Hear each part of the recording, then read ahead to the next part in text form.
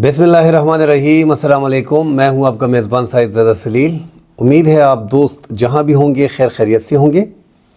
आज 21 दिसंबर 2025 इतवार का दिन है। आज की ख़बरों के साथ नाज़रीन आपकी खिदमत में हाजिर हैं।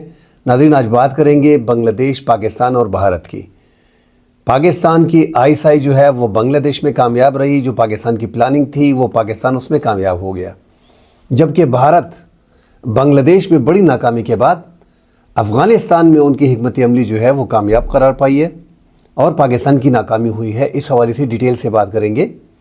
साथ ही नाज़रीन, जो बनू में एक शहरी के घर पे ड्रोन हमला हुआ है, ड्रोन उनके घर पे गिरा है, जिसमें बच्चे समेत 5 अफराद जो है वो ज़ख्मी हो गए हैं। तुर्की पाकिस्तान की लाजवाल दोस्ती के बायस पाकिस्तान को बहरिया में आगे करने के लिए पाकिस्तान को PNS खैबर जो है वो दे दिया गया है।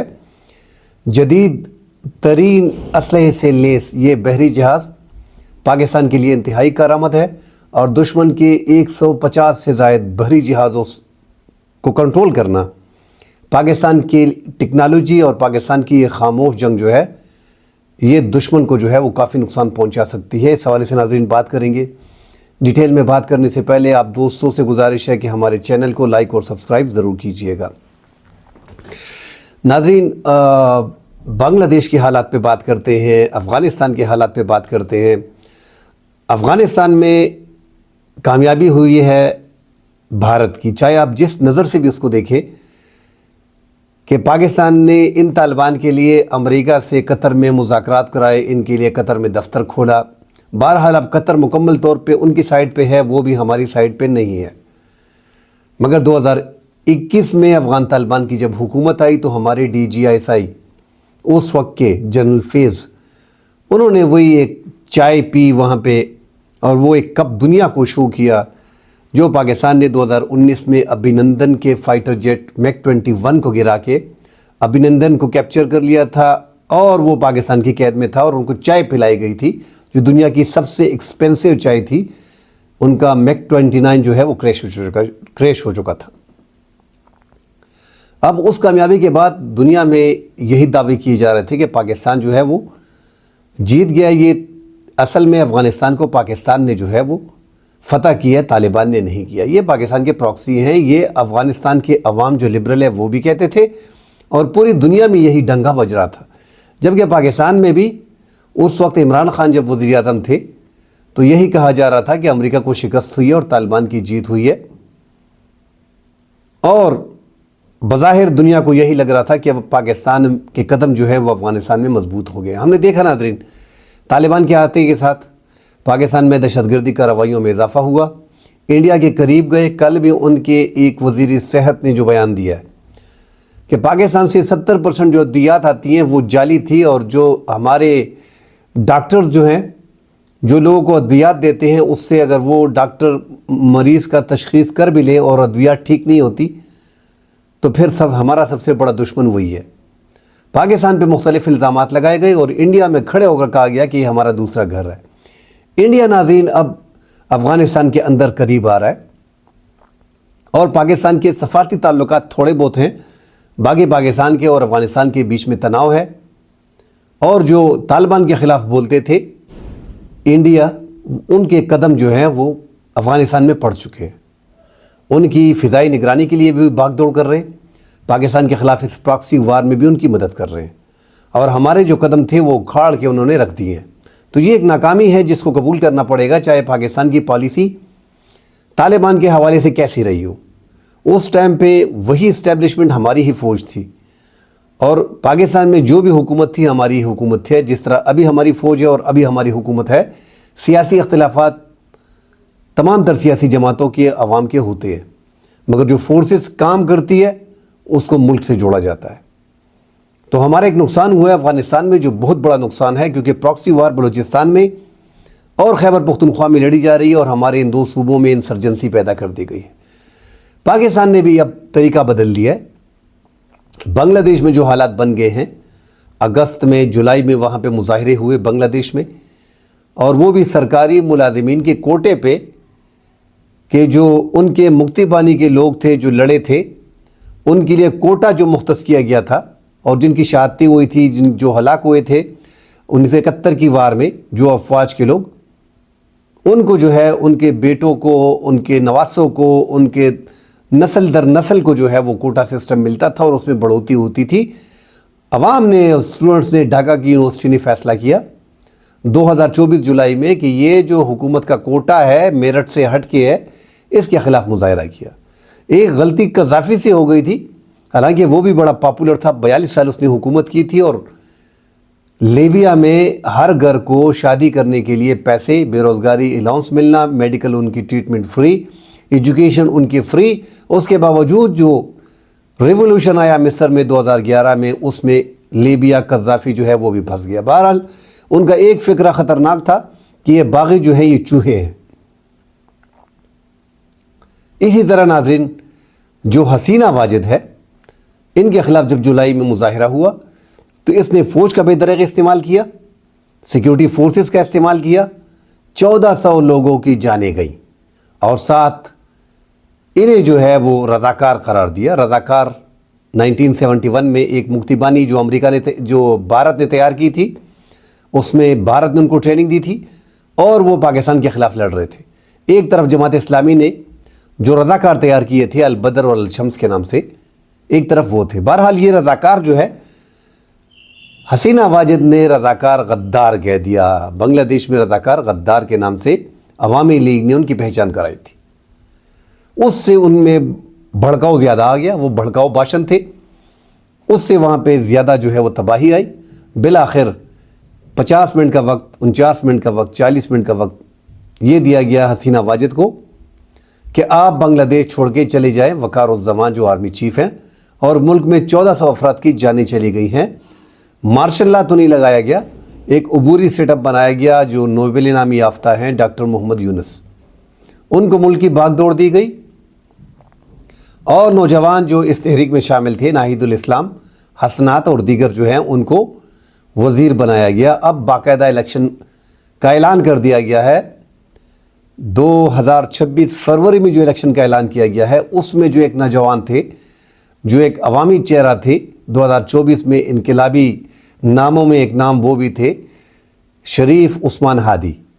اس کی شہادت جو کمپین ڈھاکہ میں کر رہے تھے انتخابات کے اعلان ہونے کے بعد، 12 دسمبر کو ان کو انڈین، مبینہ طور پہ انڈین پراکسی، عوامی لیگ کے انڈیا کی مدد سے ان کو جو ہے وہ شہید کیا گیا، ان کو زخمی کیا گیا، چاقوؤں کے وار کر کے۔ ان کو حکومت نے پورا کوشش کی، بنگلہ دیش کی عبوری حکومت نے، کہ ان کی جان بچائی جا سکے۔ ان کو بہترین ٹریٹمنٹ کے لیے سنگاپور بھیج دیا گیا، مگر سنگاپور میں بھی ان کا علاج چلتا رہا، اور بالآخر ان کی وہاں پہ شہادت ہو گئی۔ اس کے بعد بنگلہ دیش میں مظاہرے پھوٹ گئے۔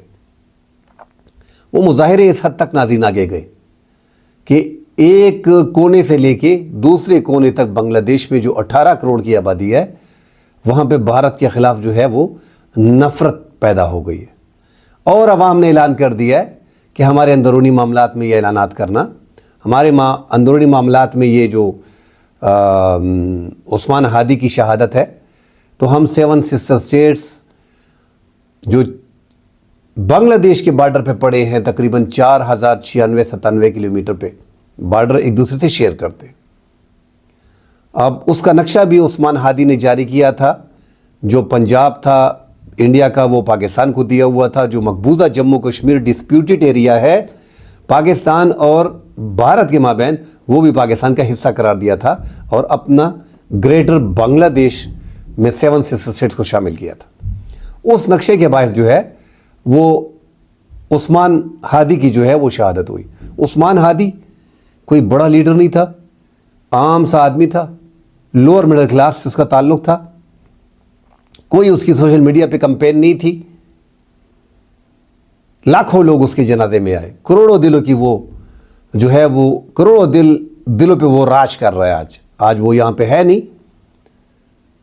اس طرح کے لیڈر ہوتے ہیں جو سٹیٹس کو کے خلاف نکلتے ہیں۔ بہرحال پاکستان میں بھی تھوڑا ٹچ دینا چاہ رہا ہوں کہ پاکستان میں جتنے بھی لیڈر ہیں، کوئی سوشل میڈیا پہ مشہور ہے، کوئی دیگر معاملات میں، مگر سٹیٹس کو کے خلاف کوئی لوور مڈل کلاس کا لیڈر نہیں نکلا۔ بہرحال ناظرین، جو بنگلہ دیش میں آج ہو رہا ہے، 7 سسٹر اسٹیٹس کی بات ہو رہی ہے کہ وہ علیحدہ کر دیں گے۔ بھارت میں غصہ ہے، یہ حسینہ واجد نے جو اقتدار سنبھالا، ایک تو انہوں نے 1996 سے 2001 تک حکومت کی، اور اس کے بعد تواتر سے جو انہوں نے حکومت کی ہے 2009 سے لے کے 2024 تک، یہ 15 سال کی جو حکومت اس نے زبردستی کی ہے، عوام کی منشا کے خلاف کی ہے۔ ایک ہائیبریڈ نظام تھا بنگلہ دیش کا، فوج کا، بیوروکریسی کا، عدلیہ کا اور عوامی لیگ کا۔ اپنے جو اپوزیشن کے تھے ان کو جیلوں میں ڈالنا، جو جماعت اسلامی تھی ان کو پھانسی دینا، جو اس ٹائم پہ رضاکار تھے ان کو پھانسیاں دینا، کئی سالوں تک لوگوں کو قید کرنا اور زبردستی کی حکومت کرنا۔ پاکستان سے شدید نفرت، ماضی ان کے بھیجے سے نکل ہی نہیں رہا تھا، لوگ ماضی کو بلا کے آگے جاتے ہیں۔ وہ 15 سال انہوں نے اپنی گورنمنٹ نریندر مودی کے ہاتھ میں دے دی تھی کہ آپ جانیں، آپ کا کام جانیں، یہ ملک کس طرح چلانا ہے، یہ آپ کا ایک صوبہ ہے۔ عوام کے دلوں میں یہی تھا کہ 15 سال ہمارے ملک کو لوٹا جا رہا ہے، انڈیا راہ کی یہاں پہ مناپلی ہے، ہر چیز راہ طے کرتی ہے، ہماری جو خارجہ پالیسی ہے وہ بھی راہ طے کرتی ہے، ہمارے جو تجارت ہے دوسرے ممالک سے اس میں بھی ان کی مداخلت ہے، ہم ایک غلام قوم بن کے رہ گئے ہیں انڈیا کے۔ وہ عوام کے دلوں میں تھا، وہ اب پھوٹا ہے۔ حسینہ واجد بھاگ کے چلی گئی، حالانکہ ان کی حکومت اگر دیکھیں تو 1996 سے 2001 اور پھر 2009 سے 2014، پھر 2014 سے 2019، 2019 سے 2024۔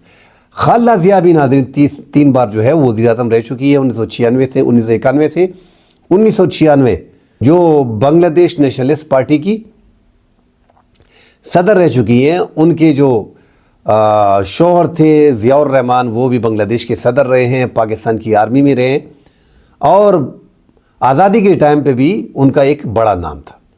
مجیب الرحمان کی ہلاکت میں بھی اس کی باتیں آ رہی ہیں، اس کے بعد وہ صدر بنے، اور ان دو خاندانوں کا آپس میں جو ہے وہ حکومت بھی رہی اور اختلاف بھی رہا۔ فروری 1996 میں اس کو تھوڑی سی حکومت دی گئی، اس کے بعد پھر دوبارہ جب تیسری بار منتخب ہوئی وہ 2001 سے 2006 تک منتخب ہوئی تھی۔ وہ چاہ رہی تھی کہ اسلامی ممالک کے ساتھ تعلقات اچھے ہوں بنسبت بھارت سے، جبکہ حسینہ واجد سب کچھ بھارت کو دینے کو تیار تھی۔ اب ناظرین وہاں پہ جیسے بھی ایسے حالات بنتے ہیں نا تو اس میں ایجنسیوں کا اہم رول ہوتا ہے۔ اب جیسے افغانستان کی ہم نے بات کر دی تو وہاں پہ را کا ہم نام لے رہے ہیں، پاکستانی جتنے بھی ہیں کہ یار یہ را کی کامیابی سمجھی جا رہی ہے، اور طالبان اور اس سے پہلے جتنی بھی حکومتیں تھیں ان کے افغانستان کے ساتھ اچھے تعلقات تھے۔ اسی طرح پورا انڈیا جو ہے وہ بنگلہ دیش میں ISI کا نام لے رہا ہے کہ بنگلہ دیش کو ہم سے علیحدہ کرنے والا پاکستان ہے، اور پاکستان اب ہم سے بدلہ لینا چاہ رہا ہے۔ تو ایک کامیاب پاکستان کی جو حکمت عملی تھی اس کو آگے لے کے جانا ہے۔ جس طرح یہ ہمارے قریب آ گئے ہیں افغانستان اور ایران، ہمارے 904 کلومیٹر کے ایک بارڈر کو اور 2640 کلومیٹر کا جو افغانستان کا بارڈر ہے، یہاں پہ انڈیا آ گیا اور وہ ہمارے ہاں یہ پراکسی وار کر رہا ہے۔ اب جو بنگلہ دیش کے ساتھ بارڈر لگ رہے ہیں پاکستان ان کے قریب جا رہا ہے۔ پاکستان اگر دفاعی معاہدہ کر دیتا ہے اور پاکستان کی افواج کے قدم جو ہے وہ پڑنا شروع ہو گئے بنگلہ دیش میں، جو لال منیر ہٹ ہے اس کو جو ہے وہ اب مزید فعال کیا جا رہا ہے، جہاں پہ 12 سے 15 فائٹر جیٹ کھڑے کیے جا سکیں گے، اور آگے جو پاکستان سے فائٹر جیٹ لیے جا رہے ہیں JF-17 بلاک 3 کی بات چل رہی ہے، اگر وہ پاکستان سے لیتے ہیں، اور J-10C جو چائنا سے لینے جا رہے ہیں، اور ٹائفون جو انہوں نے اٹلی یورپ سے جو ہے وہ لے لیے، تقریباً سائن کر دیے، تو اگر وہ پاکستان، چین اور بنگلہ دیش کا ایکا بنتا ہے اور ان دونوں کے مابین دفاعی معاہدے ہونے کی زیادہ چانسز ہیں، کیونکہ اب بنگلہ دیش خطرے میں ہے۔ بنگلہ دیش نے ایک خطرے کا انڈیکیٹر جو ہے وہ جاری کر دیا ہے کہ یہ 7 سسٹر اسٹیٹس ہمارے، اب پاکستان ان کے قریب جائے گا۔ ویسے بھی ان کے جو 7 سسٹر اسٹیٹس 7 ریاستیں، ان میں ایک اروناچل پردیش پہ تو چائنا کا دعویٰ ہے کہ یہ ہمارا ہے۔ یہ باقی اسٹیٹس جو ہیں 2217 کلومیٹر کا بارڈر بنگلہ دیش مغربی بنگال سے شیئر کر رہا ہے، تریپورہ کے ساتھ 856 کلومیٹر کا، مگر تریپورہ تینوں اطراف سے یہ ریاست جو ہے یہ بنگلہ دیش میں گھری ہوئی ہے۔ اسی طرح میزورام 318 کلومیٹر اور میگھالیہ جو ہے وہ 443 کلومیٹر، آسام 263 کلومیٹر۔ اب ان میں یہ جو 3 ریاستیں ہیں، میزورام ہو گیا، آسام ہو گیا اور ناگالینڈ ہو گیا، ان میں ناظرین آزادی کی تحریکیں چل رہی ہیں۔ ان آزادی کی تحریکیں جو ہیں ان کو اب ہوا ملے گی۔ ایک تو بنگلہ دیش میں اینٹی انڈین گورنمنٹ بننے جا رہی ہے، اس لیے انڈیا جو ہے یہ عثمان ہادی کی شہادت انہوں نے کی، اور وہ دنگے فساد وہاں پہ کرنا چاہتے ہیں کہ انتخابات نہ ہو۔ وہ ان انتخابات کو روکنے کی ہر ممکن کوشش کریں گے، کیونکہ اگر وہاں پہ مارشل لا لگ جاتا ہے تو ان کے فائدے میں ہے۔ وہ پھر افواج سے بات کر سکتے ہیں۔ افواج 15 سال انڈیا کے بڑے قریب رہے، 1971 کے بعد بھی بڑا قریب رہے انڈیا کے، تو زیادہ ان کو یہی لگ رہا ہے جو ان کی اب دفاعی ماہرین ہے کہ ہمیں بنگلہ دیش میں انتخابات سے کوئی فائدہ نہیں ہوگا۔ اور واقعی ایسا ہے، انتخابات میں جو بنگلہ دیش نیشنلسٹ پارٹی ہے، اسی طرح جماعت اسلامی ہے اور اسٹوڈنٹس کی جو جماعت ہے، ان کے جیتنے کے چانسز ہیں۔ باقی عوامی لیگ پہ پابندی ہے، اس سے ایک ڈر لگا رہا ہے انڈیا کو کہ ان انتخابات میں تو ہمارا کوئی ایک سپورٹر بھی نہیں جیتے گا، اور پورا ایک ماحول بن گیا ہے بنگلہ دیش کے خلاف اس ٹائم پہ۔ مجیب الرحمان کا گھر جلانا دان منڈی میں، اس کے بعد مجیب الرحمان کا جو ایک آخری نشانہ ڈھاکی یونیورسٹی میں بچی تھی کہ ان کا حال ان کے نام پہ تھا، اس کو عثمان ہادی کے نام سے جوڑ دیا گیا ہے۔ حسینہ وجد، مجیب الرحمان وغیرہ کا گھر جلانا، پھر وہاں پہ جتنے بھی ممبران ہیں عوامی لیگ کے وہ چھپ گئے ہیں، کوئی فرار ہو گئے، کوئی جیلوں میں ہیں۔ عوام ان کو دیکھنا پسند نہیں کرتی، ان کی شکلوں کو وہ ان سے نفرت کر رہے ہیں۔ پاکستان زندہ باد کے نعرے لگ رہے ہیں۔ تو بھارت کا بھی یہی کہنا ہے کہ ISI نے یہ میدان مار لیا ہے، اور ان کو زیادہ ڈر ہے۔ ان کو بڑا ڈر یہ لگا ہے کہ ہم تو پاکستان میں کئی عرصے سے افغانستان کے ذریعے اور ایران کے ذریعے پاکستان میں پراکسی وار کراتے آ رہے ہیں، مگر یہ تو ہمارے 7 سسٹر اسٹیٹس کے بالکل قریب بیٹھنے کے بعد اگر پاکستان آتا ہے تو یہ ہم سے علیحدہ کر سکتا ہے۔ اور یہ ناظرین ہونا بھی ایسا ہے۔ اروناچل پردیش پہ چین نے دعویٰ کیا ہے، اس کی سرحد 11 ساڑھے 11 1200 کلومیٹر جو ہے اروناچل پردیش کی، وہ چین کے ساتھ لگ رہی ہے۔ اور چین جب کلیم کرتا ہے، انہوں نے پورے علاقے میں نام بھی تبدیل کر لیے، اور وہ اپنا پھر کر کے بھی دکھاتا ہے۔ چین جنگ کی طرف نہیں جاتا، مگر جو اس نے 10,000 کی فوج ڈپلائی کی ہوئی ہے اروناچل پردیش پہ، اس سے لگ رہا ہے کہ ایک ڈر اور ایک خوف جو ہے وہ انڈیا میں پیدا ہو گیا۔ اب پاکستان کا نام لینا، پاکستان کا ان 7 اسٹیٹس کے قریب جانا، لال منیر ہٹ کا دوبارہ فعال ہونا، اور وہاں پہ سلیگوری کوریڈور جو ہے جو 22 کلومیٹر تک ہے، وہی ایک راستہ ہے ان 7 ریاستوں کو جوڑنے کے لیے جو بنگلہ دیش سے جاتا ہے۔ اب وہ تک راستہ 22 کلومیٹر کا جو ہے اس کو آسانی سے کاٹا جا سکتا ہے۔ آگے ناظرین انڈیا کے لیے حالات جو ہے وہ کوئی اچھے ہیں نہیں۔ پاکستان کے لیے انہوں نے حالات خراب کیے 2 محاذ اوپن کرنے کے لیے، اب 3 محاذ ان کے لیے اوپن ہو گئے ہیں۔ ان کو بھی ایک ڈر لگا ہوا ہے کہ ان کو پتہ چل جائے کہ ہو کیا رہا ہے۔ مزید خبریں آتی ہیں ناظرین، اس پہ بات کریں گے۔ فی الحال کے لیے اجازت دیجیے، اللہ حافظ۔